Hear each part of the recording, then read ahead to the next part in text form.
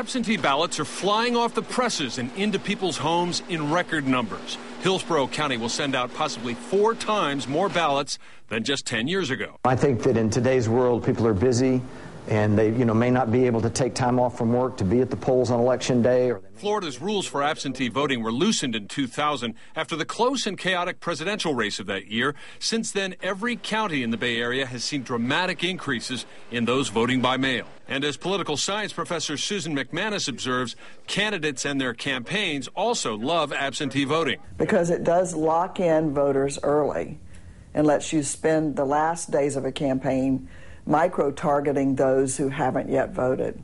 One concern about absentee balloting is that it's considered more vulnerable to mischief and outright fraud.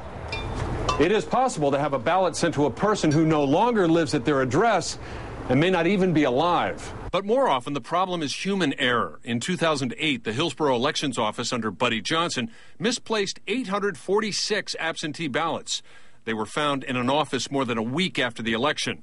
Craig Latimer points out that since he took over as chief of staff, changes have been made. Daily, those ballots are brought to this office and they're stored in a secured area that's actually under video surveillance 24 hours a day. So you don't expect that could happen again? I do not expect that to happen. Voters also take a risk in returning their absentee ballots too early, because a lot can happen in the last days of a campaign. The downside for the voter is that if they vote early via absentee balloting or in early voting, and something dramatic breaks in a campaign near the end, they can't change their minds.